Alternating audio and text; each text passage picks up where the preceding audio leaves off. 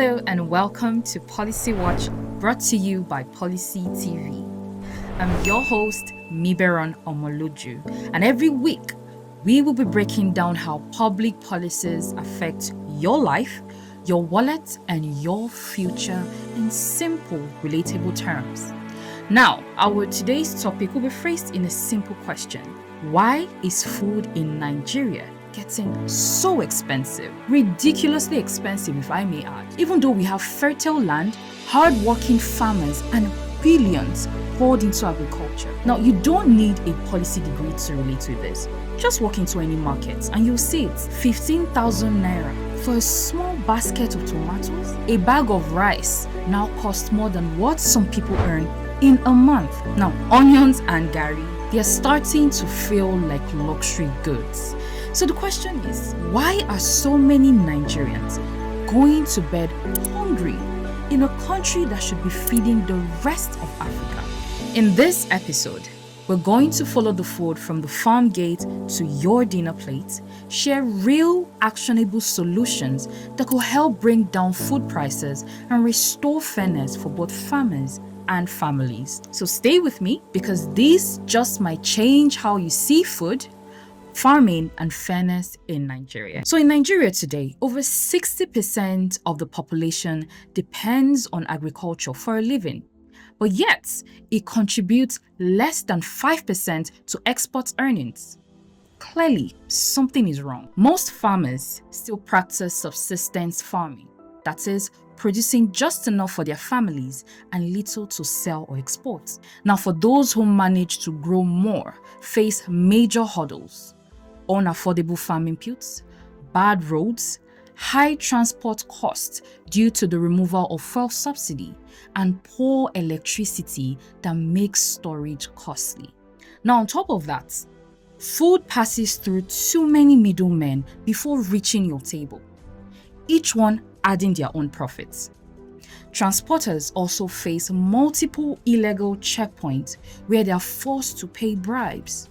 Now, all of these factors combine to push food prices up. Although food inflation dropped to 21.14% in May 2025, this is according to the National Bureau of Statistics, down from 40% in 2024, which is fine. But the thing is, everyday Nigerians are still feeling the pressure. From rice and yam to tomatoes and garri, everything has become more expensive. The problem isn't that we aren't producing food. No, it's that the entire system is broken, wasteful, and under-supported. Now let's talk about the government. Over the years, they've made big promises to help farmers and boost food production. They've created several programs like the Anchor Borrowers Program. This is to give loans to small farmers. We also have the National Agricultural Food Policy to make better seeds available to these farmers. We have the Rural Access and Agricultural Marketing Projects to help farmers move and sell their goods. We have the National Agricultural Technology and Innovation Policy and other presidential initiatives focused on crops like rice, maize, cassava, and poultry. Don't get me wrong, these all sound good on paper, but the big question is, are they really helping? The answer, sadly, is no, not the way we need them to be. Let's take the Anchor Borrowers Program, for example. It was launched in 2015 to give small farmers low-interest loans. But in reality, many farmers were left out. Fake beneficiaries made the list. Some even got poor quality inputs, and others received their funds too late to make any impact.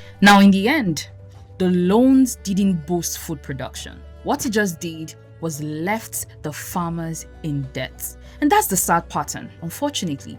Good ideas, but poorly done. Money spent, but no results.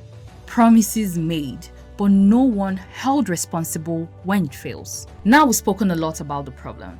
So what can we do? How do we bring food prices down and ensure fairness for both the farmers and the consumers? Now, before we talk about input subsidies, storage, or roads, we must get our data right first, because you cannot manage what you cannot measure. Right now, the truth is, We don't have credible data on who the real farmers are, where they farm, what they grow, how many hectares of land they have, and so on.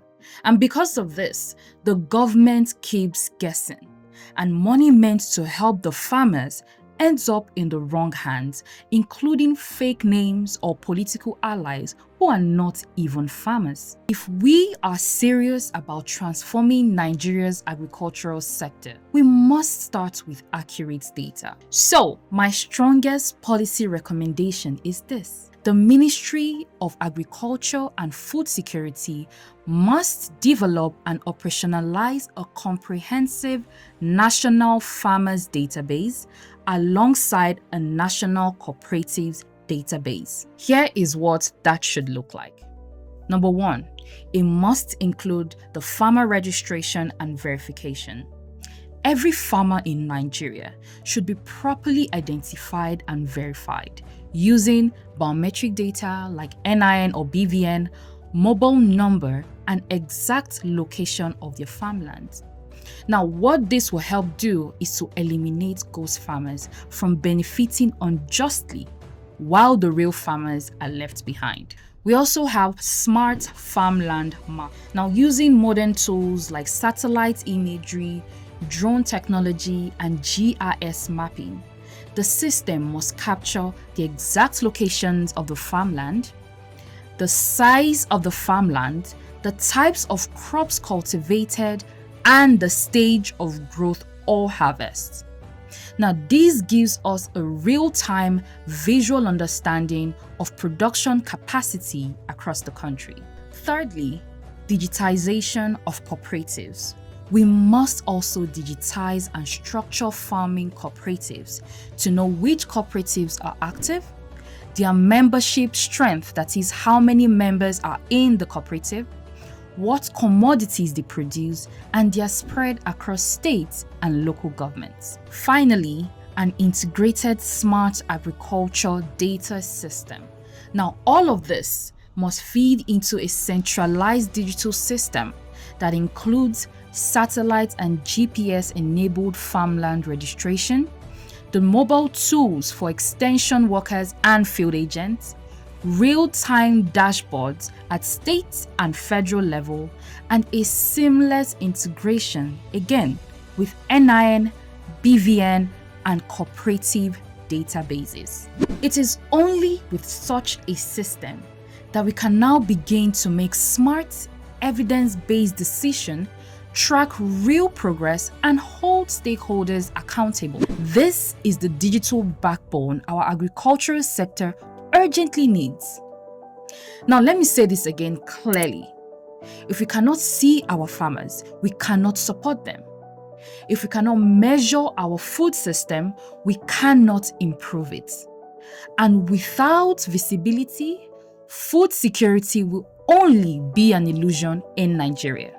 We owe it to our farmers to give them the tools, good roads, and storage that they need. We owe it to that market woman to protect her from extortion and price shocks. And we owe it to every Nigerian child to ensure that food is affordable and accessible. Food should not be a luxury. Not in 2025, and definitely not in Nigeria. Now, if today's episode struck a chord with you, don't just scroll past. Share it. Talk about it in your homes, your offices, markets, churches, mosques, anywhere. Let's raise the standard of public dialogue and demand more from our leaders. If you have felt the sting of food prices, or you're a farmer facing these challenges, we would like to hear your experiences. Send us a message on the WhatsApp number shown on the screen below and use the hashtag PolicyWatch and hashtag PolicyTV. And don't forget to follow us across our socials: YouTube, Instagram, Facebook, Twitter @PolicyTV. Thank you for watching. I'm Miberon Omoloju, and this has been Policy Watch by PolicyTV. Join me next week as we ask the invisible farmer why Nigerian agriculture keeps failing. Until then, stay informed and stay safe.